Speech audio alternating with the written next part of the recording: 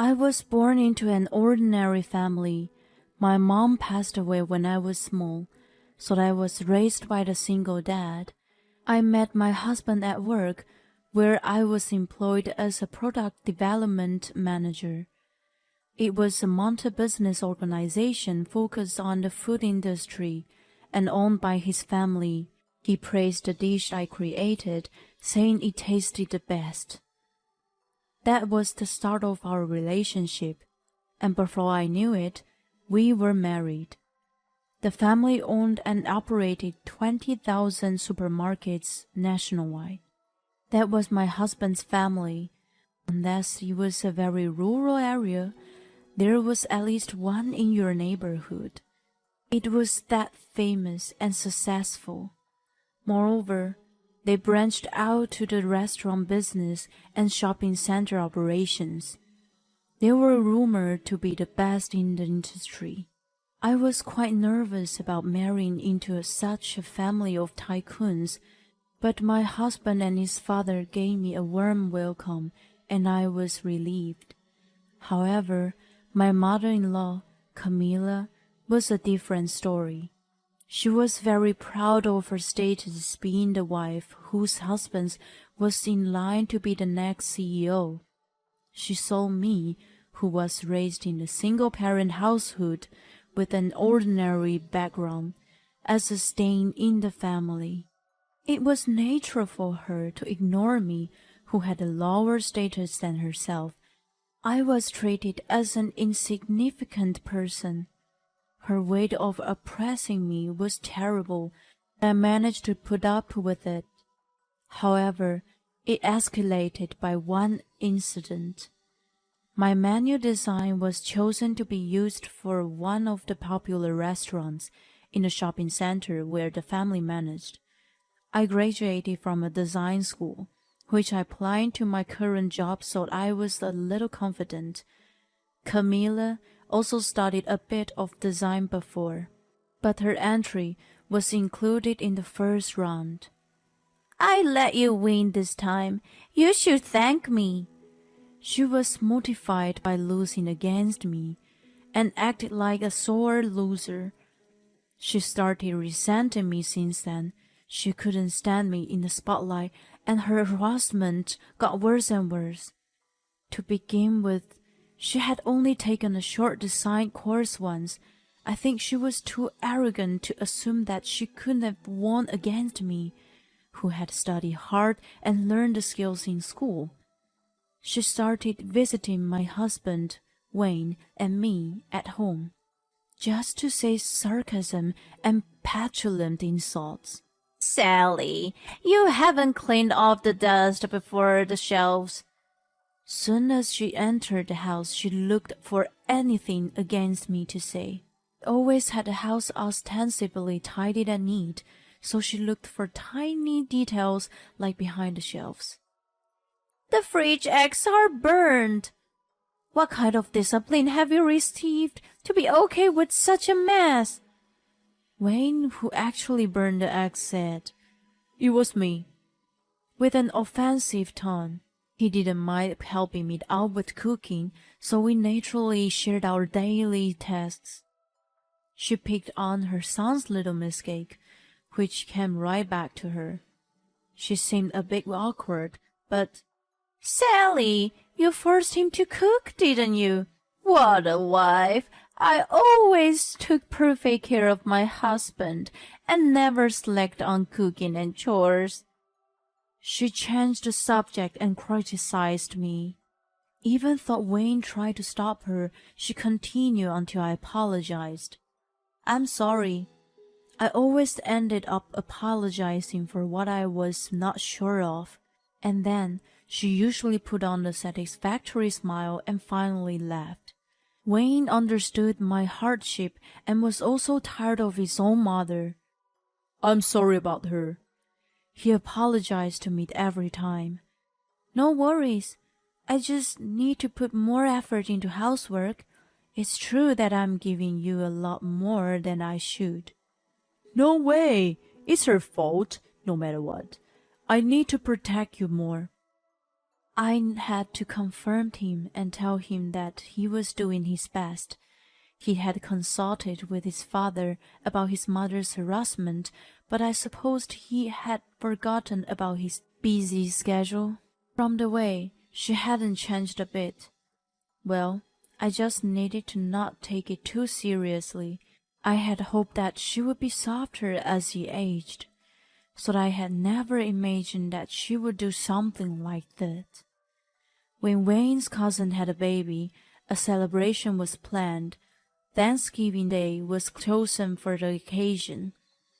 To introduce as many family members, it was set to coincide with the big gathering. Family of the cousin was a well-known confectionery, so the number of relatives to join was over 80 people. It was a family tradition to celebrate extravagantly. Hence, distant relatives were also invited. The day after Wayne told me about the celebration, Camilla called me. It's a big celebration, so I'll order some extra dishes from the Michelin restaurant, but it's a tradition to cook the main dishes with the family, so I have a suggestion for you. You used to brag about how good a cook you are. I was a bit annoyed with the sarcastic tone of her voice, but I was confident with the taste of food since I helped at my dad's restaurant. Wayne also praised that I was a pro chef. I remember that I did mention it to her a while back. Don't embarrass the family, okay? You're in charge of the turkey and stuffing. Before I could answer, she hung up the phone. I let out a sigh and thought she was just being her normal self. I rearranged my schedule until the day and started searching for the recipes. My turkey was going to be compared with Michelin's dishes, so I must choose my ingredients carefully. I felt burdened with the nuisance. Then came the Thanksgiving Day. Camilla usually tried to meddle with me from time to time, but she had been quiet since the call. I was feeling very uncanny. After all, it was the calm before the storm. At 11 a.m., I was working at the office when I got a call from her. That event was in 2 hours at 1 p.m., so she must have been busy overseeing the final setup. I worried that there was something wrong. I answered the phone feeling unsettled. I tasted your turkey and stuffing.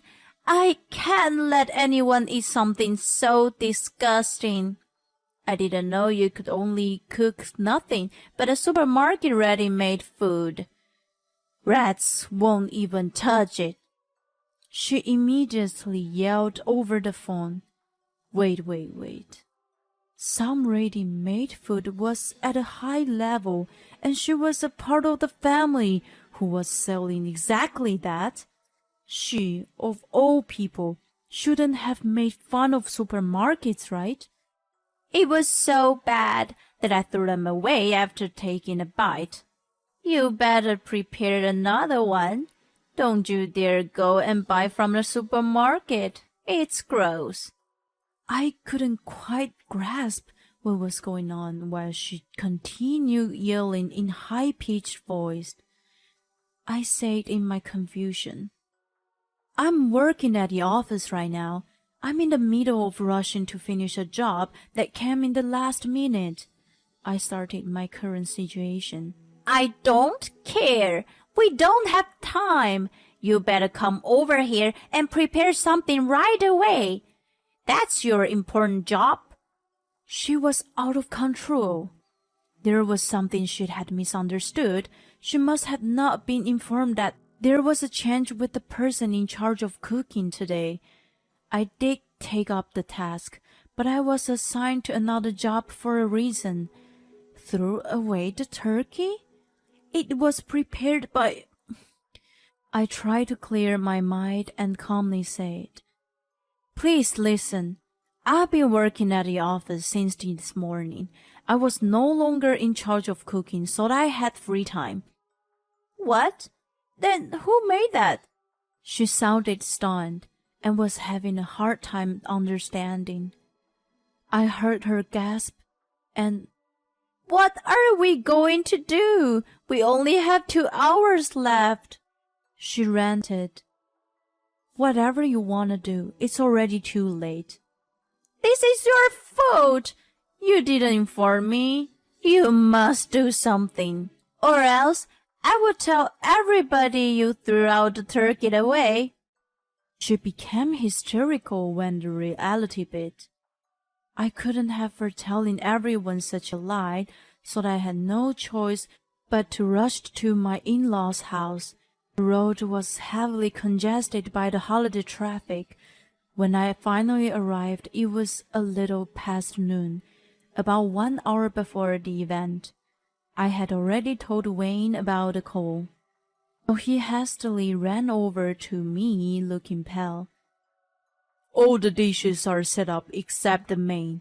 It's thrown in the trash, and everyone is confused as to who could have done such a terrible thing," he explained to me as we entered the room, where the atmosphere was as tense as a crime scene. Camilla must have been desperate, that as soon as she saw me, "It's her, Sally, who threw it away. It's say that the murderer returns to the scene of the crime. She wasn't here before, so she must be the culprit." she started yelling incomprehensible things. I could foresee what was to come, so I asked Wayne for a favor. The turmoil of Camilla continued. "What have you done, Sally? Just because you're from an ordinary background, you don't have to resent a distinguished family. It's disgusting that you would go to such lengths. You are evil." She screamed at me. Around us were Wayne's grandmother, aunts, uncles, cousins, their wives, and other relatives, who had gathered hearing the commotions. They all looked at me with reproachful eyes, believing what she had said. I calmly explained. "It wasn't me who trashed the dish. I had no reason to do so." Camilla quickly objected. "Who else would do such a thing? Only an ungrateful person like you can spoil the celebration," she ranted. I kept my cool and calmly denied her delusional accusation. "I was working at the office this morning. If you don't believe me, please check with my colleagues." That's when Camilla called and told me that she threw away the food. "How dare she? Not only she looks down on me, but she accuses me of such a terrible sin." She appealed to everyone around us while she pretended to cry. I wouldn't have thought that anyone would believe her performance in a normal case, but this was different. Camilla, who had been a member of the family for the past 20 years, had more trust compared to me. The blame was still on me. Undeterred, I retorted, Ask my colleagues to prove that I was at the office all morning. Then I will be cleared from the false accusation." It would prove Camilla's lie. When I decided to fight back, the savior I had been waiting for appeared. "I asked Sally to take some of my jobs. It was an urgent request, but she took it up willingly." It was Jim, my father-in-law. Behind him stood Wayne with a relieved look on his face. Right. I had asked him for a favor to get a hold of his dad earlier. Jim was going to miss the celebration because his business schedule was packed. When he heard that I was in trouble with his wife and relatives, he rushed back home. I was confident to clear my name without him. But the influence of the next head of the family was more powerful. Yea, let the counterattack begin. His explanation turned all the suspicion to Camilla. Sally, is it true what she said to you over the phone? He asked. It is. Camilla tasted the food and thought it was disgusting, so she threw it away. She said I could only cook nothing but a supermarket ready-made food. Rats won't even touch it. Isn't that right, Camilla? Relatives clamored. Camilla's face was getting whiter. Really? We don't treat our products as food for rats? Jim's words caused a stir among the people. Suddenly, a sob rang out. It was one of the cousins, Emily, who was holding a baby. I practiced cooking very hard for today, but how terrible it turns out this way. My husband praised it and said it was delicious. She lost her face because of Camilla's confusion. Her desperate plea echoed in everyone's mind. It was Emily who had taken up my task this time. She was the star of the celebration, but since everyone was coming to meet her baby, she wanted to return her favor. She told me that she wanted everyone to enjoy her food. I readily agreed and taught her how to cook.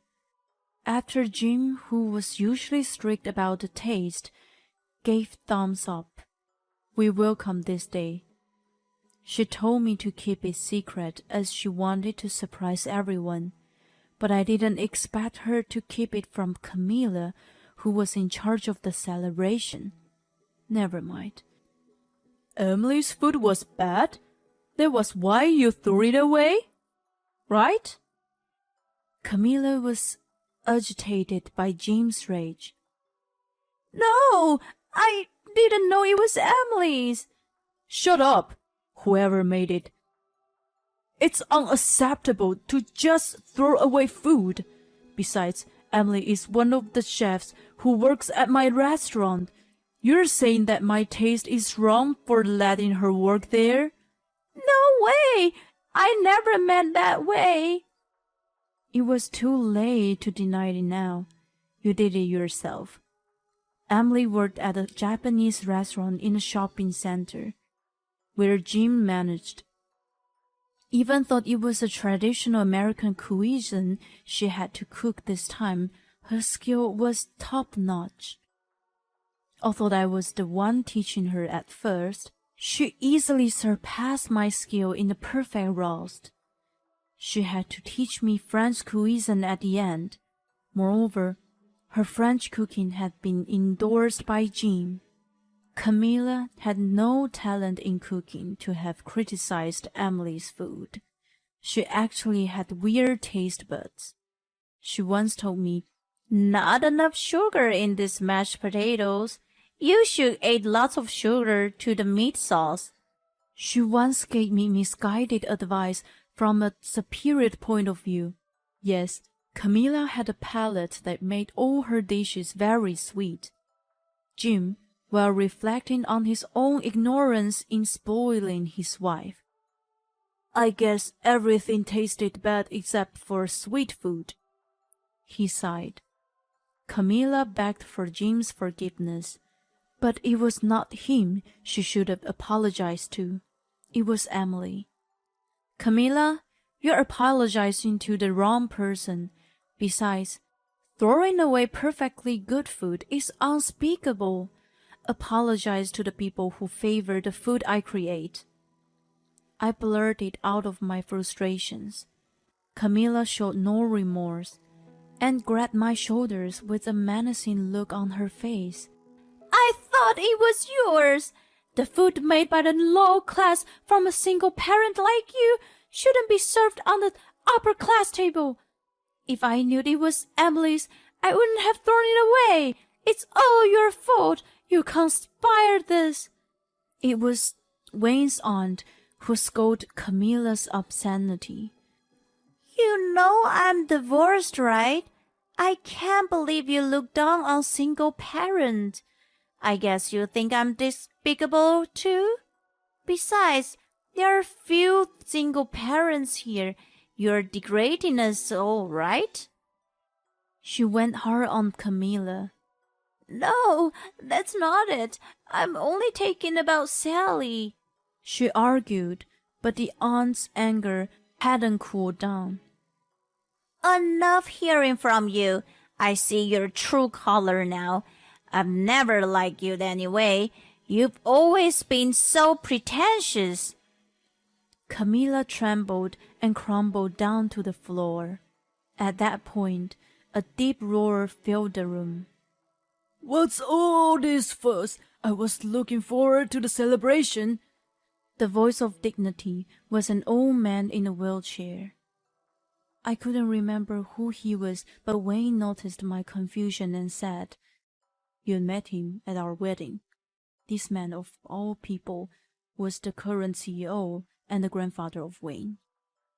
It is unforgivable to throw away food.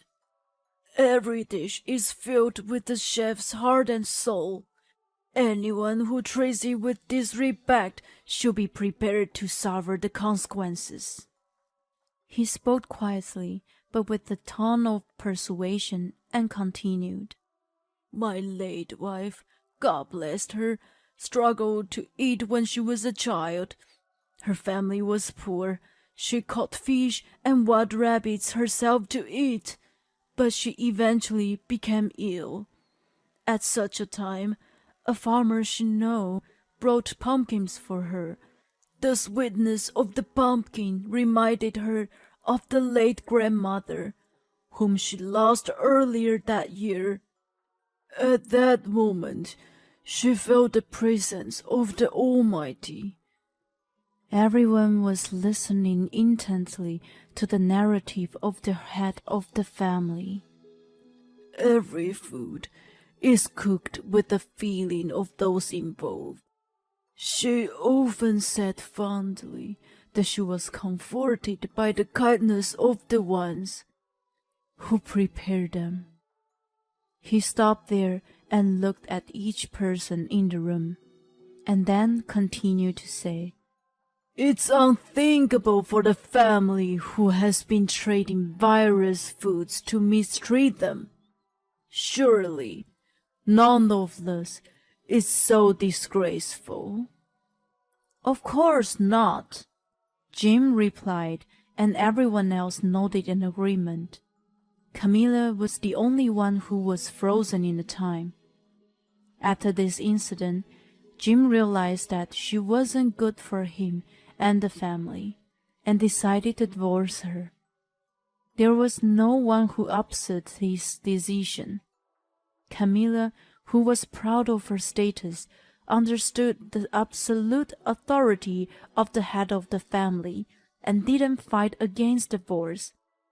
Not only she ruined the celebration, but her misconduct with the food was heavily blamed. She could do nothing but weep and apologize.